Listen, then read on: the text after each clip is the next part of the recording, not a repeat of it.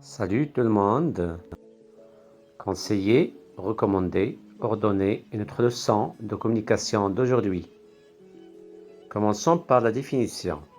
Conseiller, c'est donner un conseil à quelqu'un, lui indiquer ce qu'il doit faire.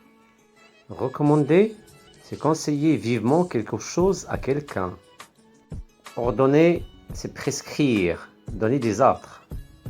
En passant de conseiller à recommander et ordonner, on est dans un sens d'intensité ascendante, d'intensité croissante.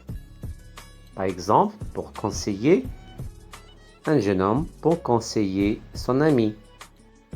Pour recommander, c'est un peu plus fort au niveau de l'intensité. Par exemple, le médecin recommande des médicaments à un patient. Ordonner, c'est donner des ordres.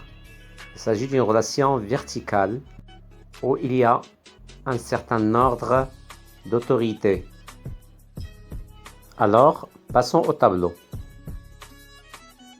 Pour conseiller, on peut utiliser je vous conseille de. Par exemple, je te conseille de bien travailler si tu veux avoir de bonnes notes. On peut dire vous devriez ou tu devrais au conditionnel présent. Troisième expression, il vaudrait mieux. Par exemple, il vaudrait mieux pratiquer du sport pour être en bonne forme. Ou il vaut mieux faire du sport pour être en bonne santé. Nous avons également l'expression essayer de pratiquer le sport pour être en bonne forme. L'expression suivante, si j'étais à ta place, je pratiquerais du sport. Pratiquerais au conditionnel présent. On peut même dire, il est souhaitable de pratiquer du sport. Ou, le mieux est de pratiquer du sport. Passons maintenant à recommander. Ce qu'il faudrait faire, c'est consulter un médecin. Ou par exemple, je te recommande de consulter un médecin. Essayez de consulter un médecin. Faites votre possible pour consulter un médecin. Il convient de consulter un médecin. Toutes ces expressions servent à recommander.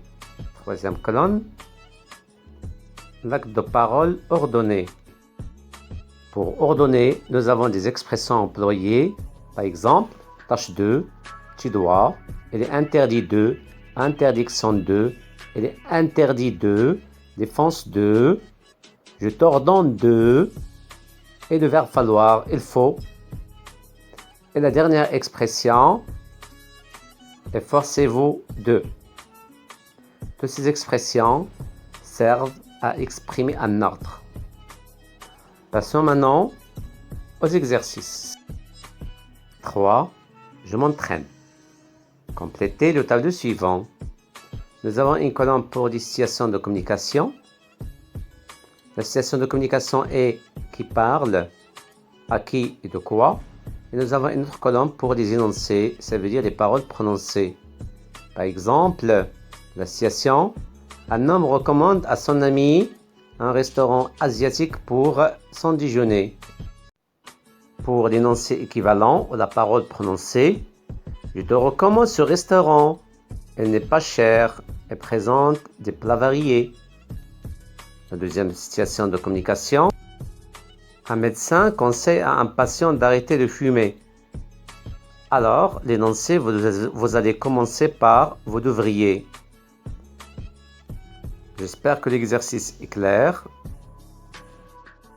Alors, vous commencez à le faire.